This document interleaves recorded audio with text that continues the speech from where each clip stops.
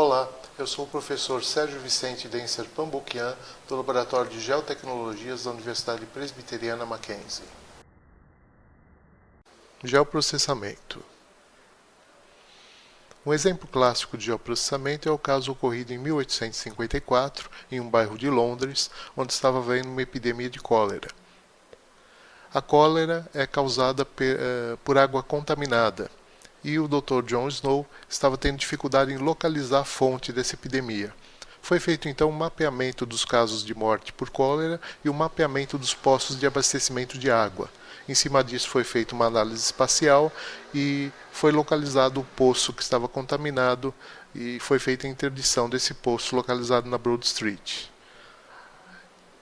Esse mapa mostra claramente a situação da época, né? Os pontos em vermelho são os pontos onde ocorreram casos de morte por cólera, os pontos em azul são os poços de abastecimento de água, e a gente pode ver que o poço da Broad Street, que está bem no centro, é um poço que está contaminado, pois a maioria dos casos de cólera estão ocorrendo em torno desse poço. O geoprocessamento consiste na utilização de técnicas computacionais e matemáticas para obter e analisar informações espaciais.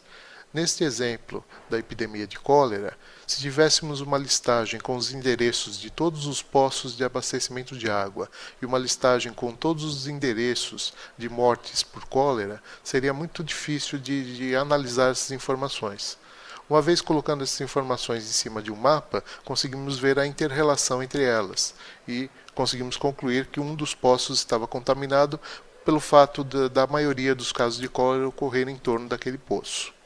Então, muitas vezes, um conjunto de informações ele não consegue ser analisado se ele não estiver diretamente relacionado à posição dos acontecimentos, pois existe uma relação espacial entre os dados. Todos os dados envolvidos em projetos de geoprocessamento eles devem ser georreferenciados, ou seja, devem possuir uma localização geográfica precisa, como, por exemplo, endereço, coordenadas geográficas ou outras.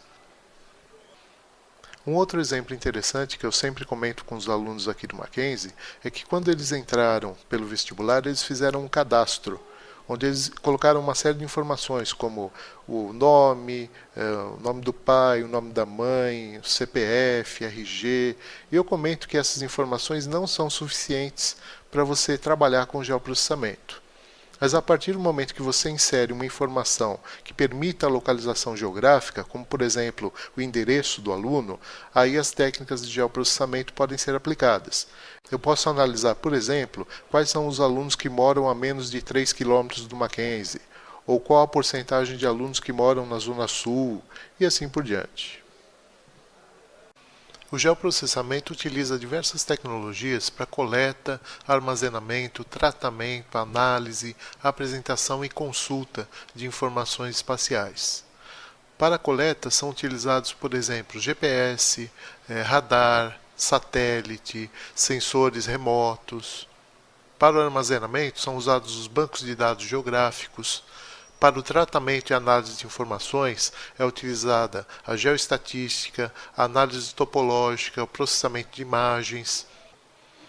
Para o uso integrado, o mais comum é a utilização do SIG, ou GIS, que é o Sistema de Informações Geográficas. O GPS, ou Sistema de Posicionamento Global, é um sistema utilizado para determinar a posição geográfica de um objeto na superfície terrestre ou no espaço. Diversos países têm um sistema de posicionamento global. O mais famoso é o GPS, que é americano, que é constituído de 24 satélites em órbita terrestre a uma altitude aproximada de 20.200 km. Outros países também têm interesse em dominar essa tecnologia. Então, a Rússia está desenvolvendo o seu sistema de posicionamento global, a União Europeia, a China, o Japão. E aqui no Brasil, o Mackenzie tem um projeto de desenvolvimento de um sistema equivalente ao GPS, o Sistema de Posicionamento Global chamado Geolocal. Esse sistema de posicionamento que estamos desenvolvendo, ele é constituído de 4 bases na superfície terrestre e uma repetidora no espaço.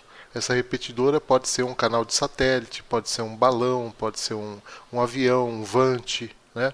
E esse sistema permite a localização de alvos remotos permite sincronização de relógio remoto e permite a navegação da repetidora ou do transponder. Algumas aplicações de geoprocessamento estão presentes no nosso dia a dia, como as ferramentas do Google, Google Maps, Google Earth, que permitem a localização de pontos, o traçado de rotas, auxiliam na logística, permitem o cálculo de áreas e de distâncias. Uma outra aplicação são os mapas de temperatura, que podem ser vistos nos jornais ou nas revistas. Mapas de trânsito em tempo real podem ser encontrados na internet ou através do celular. É importante ressaltar que esses mapas de trânsito em tempo real não são apenas imagens. Existe uma tabela de atributos associada a esses mapas com informações de cada trecho de via, como por exemplo a velocidade atual em cada trecho. E existe também uma lógica computacional que analisa essas informações e gera um mapa adequado. Velocidades inferiores a 30 km por hora, por exemplo, são trechos de via que são pintados em vermelho. Velocidades entre 30 e 50 km por hora são pintados de amarelo. Velocidades acima de 50 km por hora são pintados de verde, e assim por diante.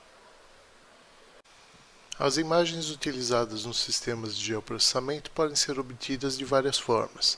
Por exemplo, imagens orbitais obtidas através de satélites. Outra forma é o sensoriamento remoto, que permite a captura de imagens em diferentes comprimentos de onda. Uma imagem padrão, uma fotografia, é formada basicamente por 3 bandas. É o formato conhecido como RGB, Red, Green, Blue. São as bandas relativas ao vermelho, ao verde e ao azul.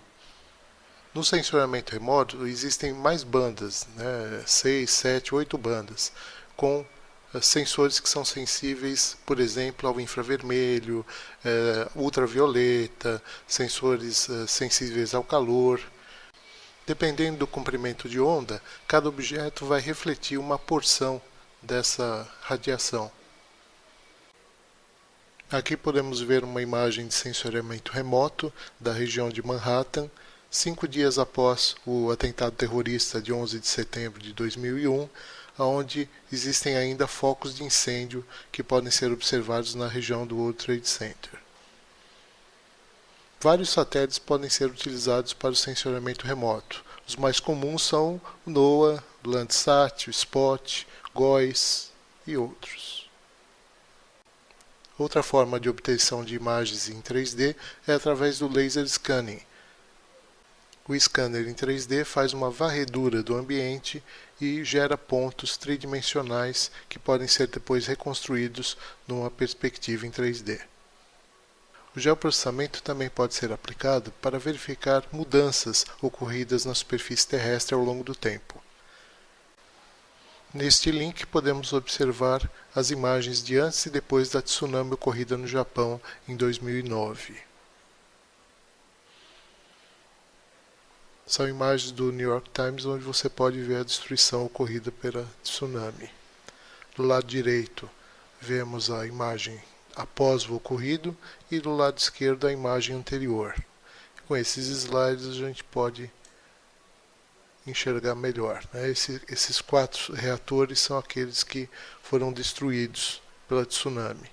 Eles estão inteiros aqui antes do ocorrido e após a tsunami, olha o estado que eles ficaram. Temos outras imagens aqui. O antes e o depois.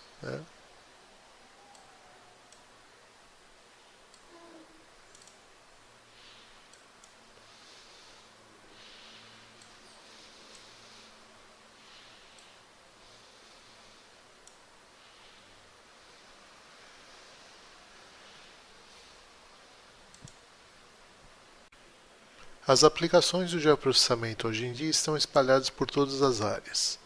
Na engenharia civil, por exemplo, o geoprocessamento é utilizado para levantamentos aerofotogramétricos, utilizados para demarcação de loteamentos urbanos ou estudo de escoamento de trânsito.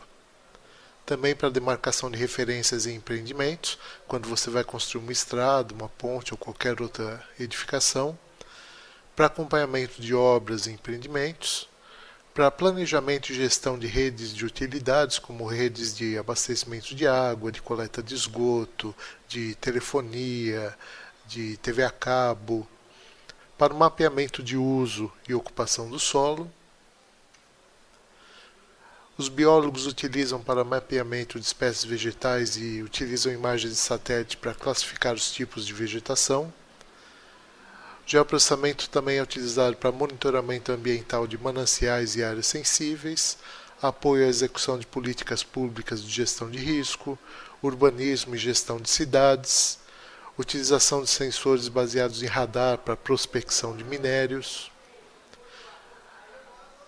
A engenharia de produção utiliza o geoprocessamento para auxiliar na logística, para a escolha de melhores rotas para a distribuição de carga, otimização de recursos como força de vendas ou disponibilidade de serviços de uma organização.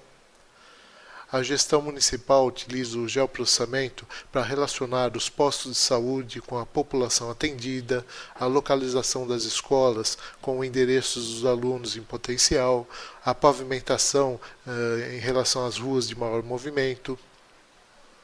O geoprocessamento também é utilizado no cadastro imobiliário, onde se relaciona os cadastros urbanos, sua localização espacial, os valores cobrados, a situação de cada contribuinte. Também existem aplicações no agronegócio, para monitoramento e previsão de safras, planejamento e uso do solo, gestão de bacias hidrográficas, tratamento de curvas de nível para plantio e detecção de pragas. Serviços públicos de saneamento, energia elétrica e telecomunicações, prevenções de desastres naturais, saúde pública, que é o caso do mapeamento de endemias, como exemplo visto anteriormente da epidemia de cólera, e muitas outras aplicações. Seguem aqui algumas referências utilizadas para a criação desses slides. Mais algumas. Obrigado pela atenção de todos, até a próxima.